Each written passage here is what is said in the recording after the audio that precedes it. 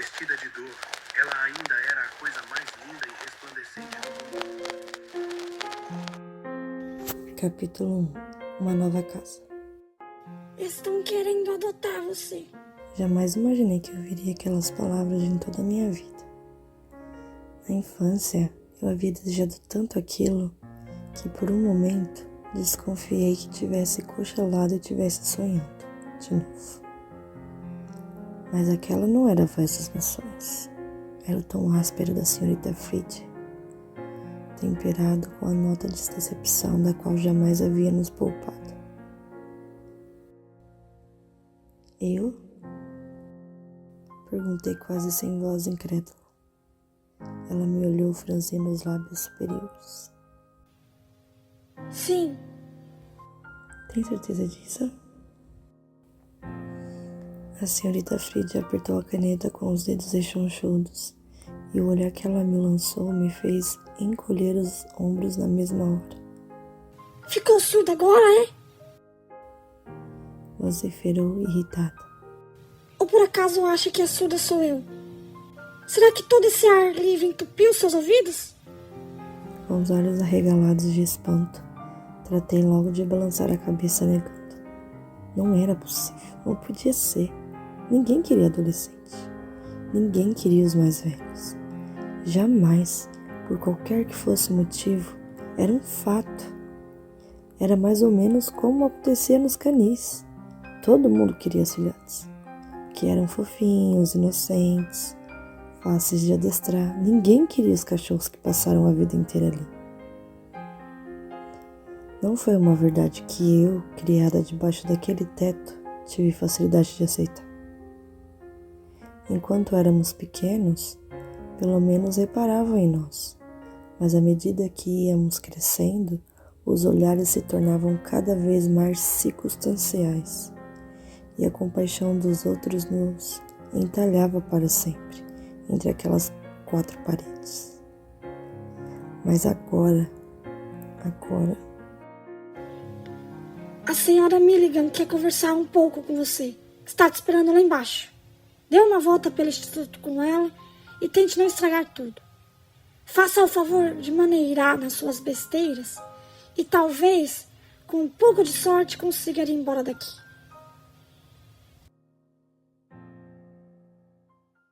Tudo estava girando.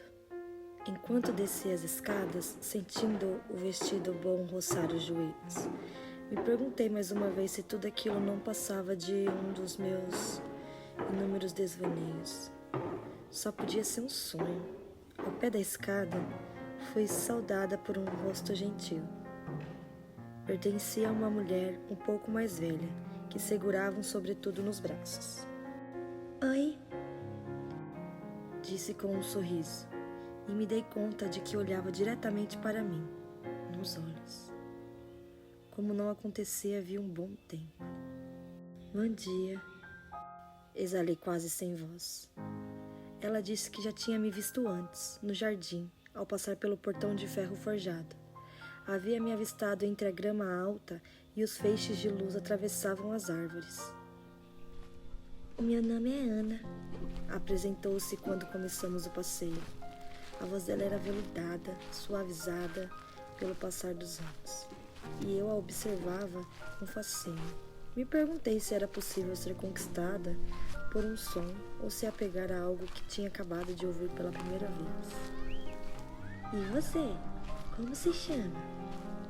Nika, respondi, tentando conter a emoção daquele momento.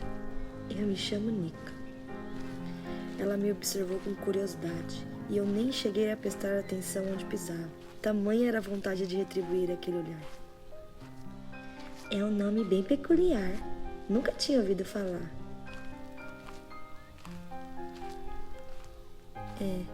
Notei que a timidez fazia o meu semblante parecer evasivo e inquieto.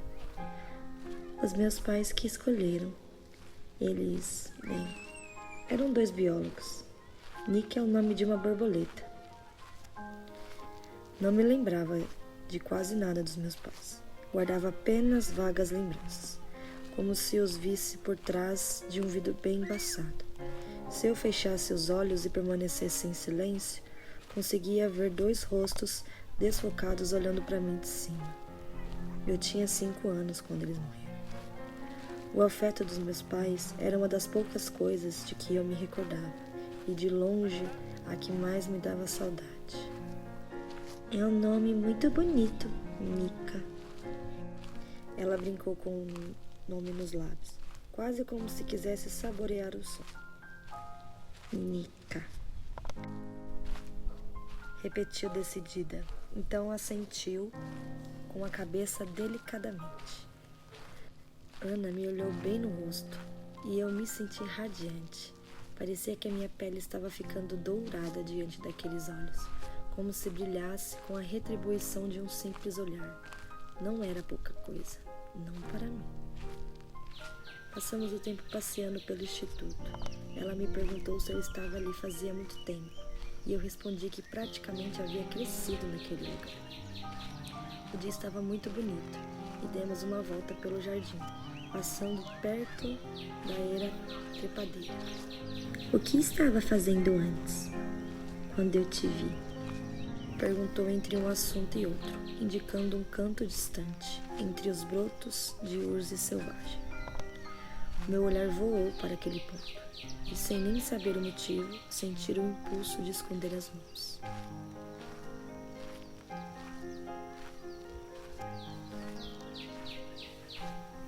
Não faça besteira!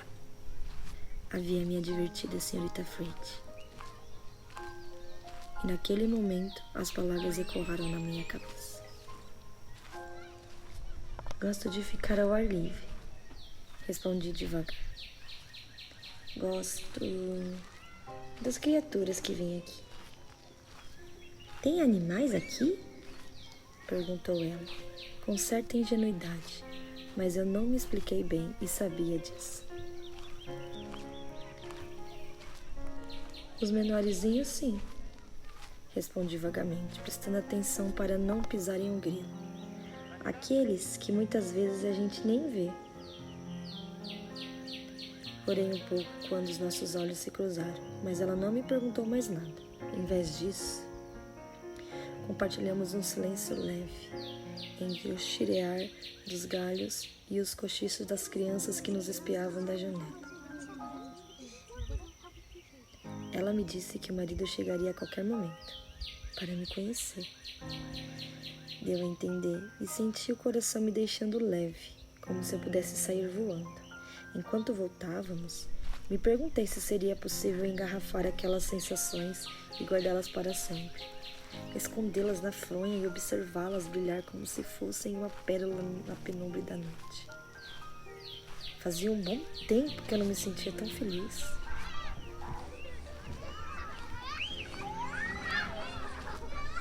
Jean, Ross, não corram! Falei de brincadeira quando os 2 meninos passaram entre a gente agitando a saia do meu vestido. Eles deram risadinhas e subiram correndo as escadas, fazendo as velhas tábuas rangerem. Quando os meus olhos reencontraram a senhorita Mílica, notei que estava me observando. Ela alternava o olhar entre uma íris e a outra, com uma pontada do que quase poderia ser chamado de admiração. Você tem olhos lindíssimos, Nica, revelou-me depois de um instante sem aviso prévio. Sabia disso? Mordi as bochechas de vergonha e me vi sem palavras. Você já deve ter ouvido isso um monte de vezes.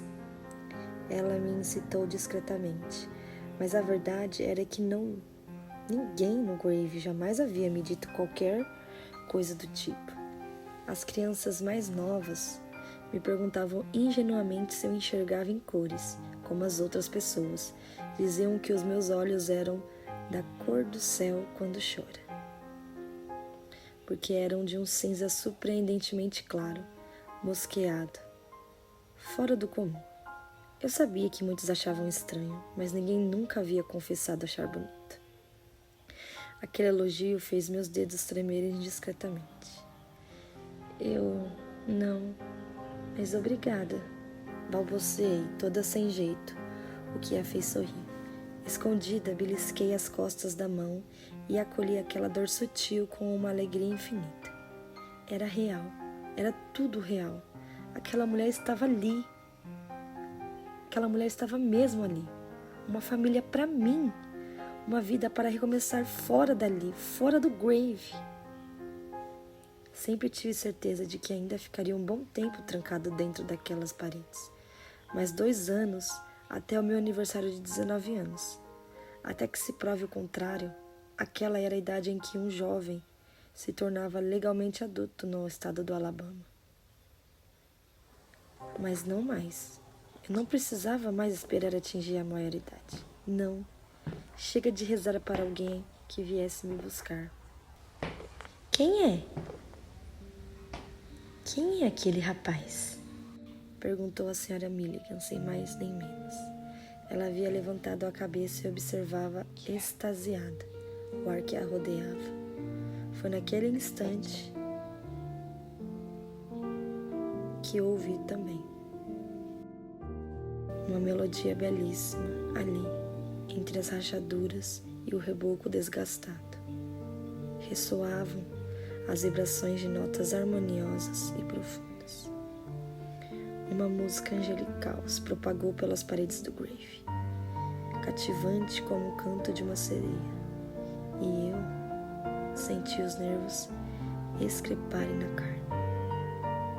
A senhorita Milligan se afastou fascinada, seguindo o som, e só me restou ir atrás dela, tensa. Ela chegou em frente ao arco de um cômodo, às salas de visitas, e ali parou. Assim permaneceu, enfeitiçada, sem tirar os olhos da fonte daquela maravilha invisível, o velho piano vertical, obsoleto e meio desafinado, que, no entanto, seguia cantando. E aquelas mãos brancas, de pulsos definidos, que deslizavam fluídas e sinuosas ao longo da dentadura de teclas. Cerrei os dedos nas dobras do vestido. Hesitei, e lá no fundo da sala ele parou de tocar. Deteve os braços pouco a pouco, com os ombros retos, relaxados, delineados contra a parede, e então, sem pressa, como se tivesse previsto, como se já soubesse, ele virou. Ao fazer isso, vimos uma áurea de cabelo espesso e preto, como as asas de um corvo, um rosto pálido, com as mandíbulas pronunciadas, no qual se destacavam 2 olhos afilados, mais escuros do que carvão. E ali estava, com um encanto letal. A beleza sedutora dos seus traços, com aqueles lábios brancos e feições bem esculpidas, deixou a senhorita Milligan em silêncio ao meu lado. Ele nos olhou por cima do ombro, com algumas mechas de cabelo roçando as maçãs do rosto saliente e os olhos baixos, brilhantes. Senti um calafrio e tive certeza de tê-lo visto sorrir. É o Rídio.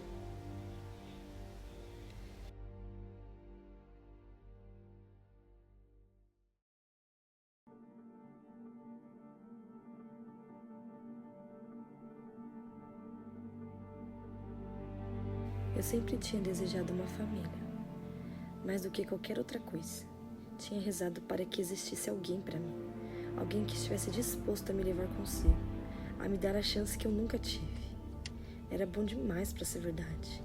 Pensando bem, a ficha ainda não tinha caído. Ou, quem sabe, eu não queria que caísse. Tudo bem? Perguntou a senhorita Milligan. Estava sentada ao meu lado no banco de trás. Sim, fiz um esforço para responder, esboçando um sorriso. Tudo ótimo. Cerrei os dedos no colo, mas ela não notou. Virou-se novamente e de tempos em tempos mostrava-me alguma coisa pela janela enquanto a paisagem fluía à nossa volta. Só que eu mal ouvia. Aos poucos fui direcionando o olhar para o reflexo do vidro à frente, ao lado do banco do motorista, ocupado pelo Sr. Milligan. Uma mecha de cabelo preto roçava o encosto. Ele olhava para fora desinteressado, com o cotovelo na porta e a têmpora apoiada nos nós dos dedos. Ali atrás está o rio, comentou a senhorita Milligan, mas aqueles olhos pretos não se viravam para o ponto que ela indicava. Por baixo dos cílios escuros, a íris observava a paisagem com indiferença. Então, de repente, como se estivesse me ouvindo, as pupilas dele encontraram as minhas. Ele me interceptou no reflexo do vidro com os olhos penetrantes e eu fui logo baixando o rosto. Piscando e assentindo com um sorriso, voltei a atenção para Ana, mas senti aquele olhar perfurar o ar da cabine, me prendendo. Depois de algumas horas, o carro reduziu a velocidade até entrar em um bairro arborizado. A casa dos Milligans era um chalé de tijolos, como muitos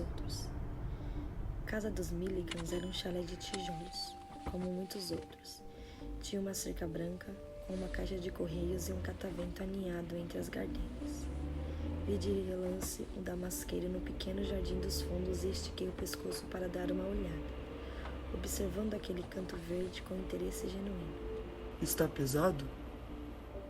Indagou o Sr. Milligan, quando peguei a caixa de papelão que continha os meus poucos pertences. Precisa de ajuda? Neguei, feliz com a gentileza, e ele foi abrindo o caminho.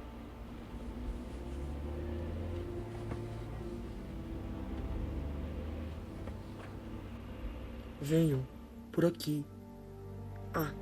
O caminho de acesso está meio desnivelado. Tomem cuidado com aquele ladrilho. Está solto. Estão com fome? Querem comer algo? Deixa eles arrumarem as coisas primeiro, interveio Ana, tranquila, e ele ajustou os óculos no nariz. Claro. Devem estar cansados, né? Venham. Ele abriu a porta da casa, notei o tapetinho na soleira com a palavra lar, e por um momento senti o coração disparar. Ana inclinou o rosto, afável. Pode entrar, Nica. Dei um passo à frente e cheguei à entrada estreita. A primeira coisa que me chamou a atenção foi o cheiro. Não era cheiro de mofo dos quartos do Grave, nem das infiltrações que manchavam o reboco dos tetos. Era um cheiro peculiar, carregado, quase íntimo. Tinha algo especial e me dei conta de que era o mesmo cheiro de Ana. Olhei para o interior da casa com um brilho nos olhos, o papel de parede meio desbotado, as molduras ao longo da parede, a toalhinha de mesa bem ao lado, perto da tigela que guardava as chaves. Tudo aquilo tinha um ar tão vivo e pessoal que fiquei parada na porta por um instante, incapaz de dar um passo à frente. É meio pequena, comentou o Sr. Milligan, constrangido, coçando a cabeça, mas não foi o que eu achei. Meu Deus, era perfeita. Os quartos ficam lá em cima. Ana subiu o estreito lance de escadas e aproveitei o momento para olhar de solaio para Rigel. Ele segurava a caixa com um braço e olhava ao redor sem levantar a cabeça. O olhar desligava sinuosamente de um lado para o outro, sem deixar transparecer nada. Klaus,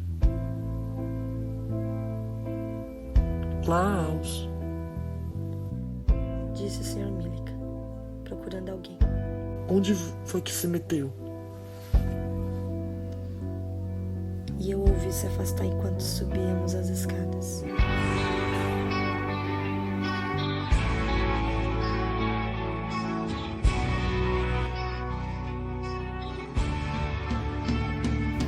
Nós nos instalamos nos 2 quartos disponíveis. aqui ficava uma segunda sala de estar, comentou Ana, abrindo a porta daquele que seria o meu quarto. Depois virou um quarto de hóspedes, sabe? Caso viesse algum amigo do... Ela hesitou, interrompendo-se por um momento, depois piscou e esboçou um sorriso. Não tem importância, enfim. Agora é o seu quarto. Gostou?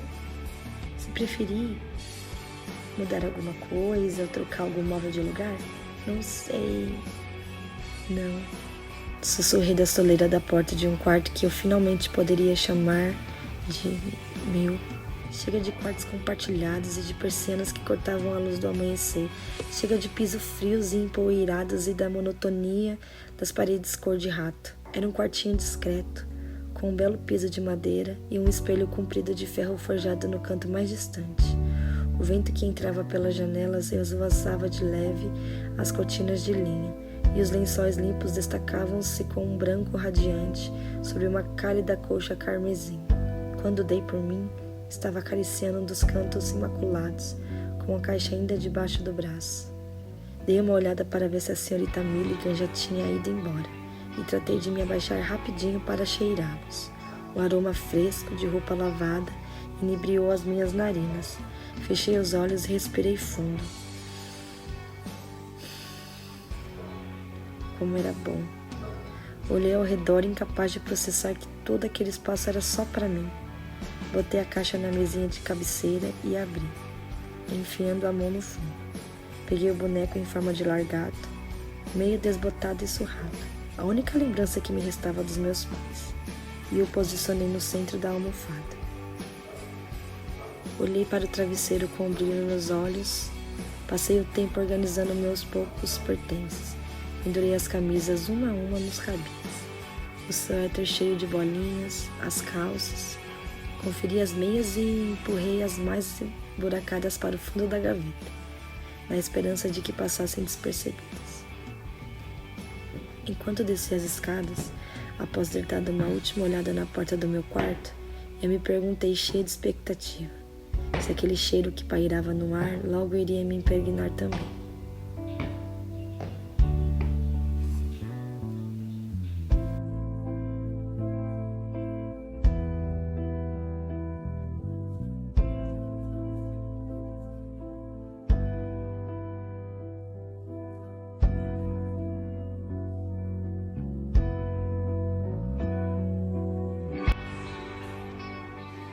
Tem certeza de que não querem comer nada? Perguntou Ana, mas na verdade, nos olhando com apreensão. Nem um lanchinho? Recusei a oferta com um agradecimento. Tínhamos parado em um fast food no meio do caminho e eu ainda estava cheia. Mas ela não parecia muito convencida. Me olhou por um momento e em seguida voltou o olhar para cima do meu ombro. E você, Rydia? Perguntou hesitante. Pronunciei direitinho? É Rydia, né? Repetiu cautelosamente, recitando o nome do jeito que estava escrito. Ele fez que sim, antes de também recusar a proposta. Então tá, tem biscoito. De qualquer maneira, e o leite está na geladeira. Agora, se quiserem descansar... Ah, o nosso quarto é o último, lá no fundo do outro lado do corredor. Se precisarem de qualquer coisa... Ela se importava. Ela se importava. Me dei conta do quanto sentia uma leve vibração no peito. Se importava comigo. Se eu estava comendo, se eu não estava comendo, se eu precisava de alguma coisa. Ela se interessava de verdade. E não só para passar na fiscalização do serviço social como a senhorita Fried fazia no momento em que precisávamos nos apresentar limpos e de barriga cheia diante dos inspetores. Não. Ana genuinamente se importava. Enquanto voltava ao andar de cima, deslizando os dedos por toda a extensão do corrimão, me correu a ideia de descer na calada da noite e comer biscoitos na bancada da cozinha. Como eu via as pessoas fazendo na TV, nos filmes que espiávamos pela fresta da porta da senhorita Fried, quando ela caía no sono sentada na poltrona. Um som de passos me fez dar a volta. Hideo apareceu na escada. Ele se virou dando as costas para mim, mas por algum motivo tive certeza de que tinha me visto. Por um momento lembrei-me de que ele também estava naquele quadro primorosamente criado. Que aquela nova realidade, por mais bonita e desejada que fosse, não era só doçura, afeto e maravilhas. Não. Lá no fundo havia um contorno mais escuro, como uma queimadura, a marca de um cigarro. Hideo. Sussurrei o nome dele sem querer, como se tivesse escapulido dos meus lábios antes que eu pudesse impedir. Ele parou no meio do corredor vazio e eu hesitei incerto. Agora nós... Agora o que nós o quê? Inquiriu a voz dele, daquele jeito tortuoso e sutil que por um momento me fez estremecer. Agora nós estamos aqui juntos. Prossegui olhando para as costas dele. Eu queria que desse certo. Que tudo aquilo desse certo. Por mais que ele também estivesse lá e que eu não pudesse fazer nada a respeito. Por mais que ele fosse aquela marca carbonizada, por um momento rezei para que ele não devorasse aquele bordado finíssimo. Em um rompante de desespero, desejei que aquele sonho rendado não se desfizesse. Por um instante, ele ficou imóvel. Depois, sem dizer uma palavra, voltou a andar, dirigindo-se para a porta do quarto, e com isso senti os ombros ficarem pesados. Hideo. Não entre no meu quarto, nem agora e nem no futuro. Lancei um olhar inquieto e sentia o meu pedido de paz indo por água abaixo. É uma ameaça? Perguntei em voz baixa enquanto ele girava a maçaneta. Eu o vi abrindo a porta, mas no último segundo deteve-se, girou o queixo e me encarou por cima do ombro. Então avistei, um pouco antes que a porta se fechasse, o sorriso perigosamente cortante desenhado no canto da mandíbula dele. Aquele sorrisinho malicioso me condenou. É um conselho, mariposa.